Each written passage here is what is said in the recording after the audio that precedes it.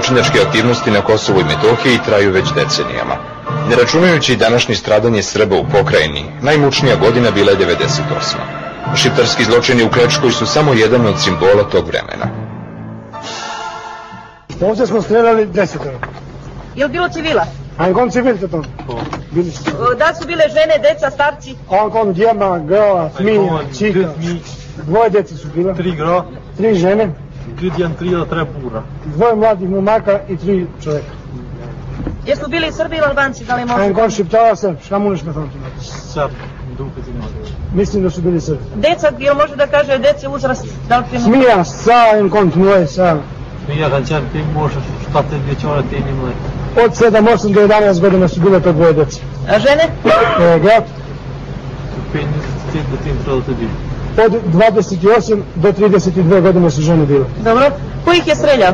Kušika puškatuvata. Dajte mi puškaturu. Mi smo streljali. Ko mi? Neka objasni ko su. Kuše Nataša i Konje. Fatmir Limaj. Ne, ali šta su bili to? Pripadnici čega? Škajn Konja Taška i puškatu. A? Škajn Konja Taška i puškatu. Škajn i Konju. Što? Bili smo vojske. Vojska čija? Vojska koja? Cijela Ustrijenu Konju. Koja? Vojska oslobodilačka Kosova. Učeka, dobro. Koliko vojnika? Savjeti mi koliko gni puškatu. Vinize. Koliko? Vinize. Više od 20.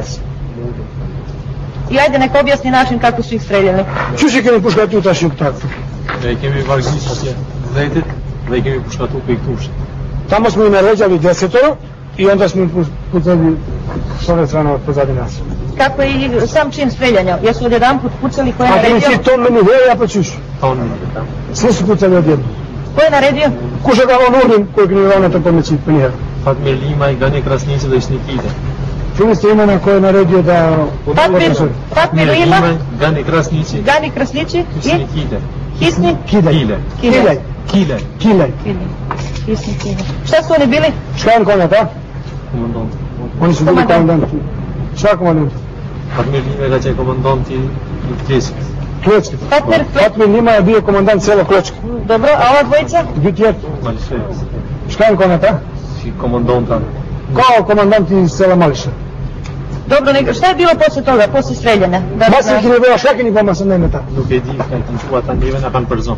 Kad smo mi izvršili streljanje, oni su njih udaljeni, nemaju više kontakt sa njim. Znači ne zna gdje su sahranjeni? Da. A din deo ne govorim nikom kam govorim. A Kirina sam. Ništa mu nije poznato da sam. Dobro, završeno.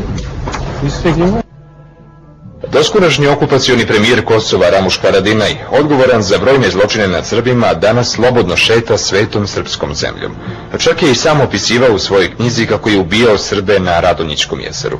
Zločini nad Srbima na Kosovu i Metohiji posebno su intenzivirani u vreme NATO agresije protiv Savezne Republike Jugoslavije 1999. godine.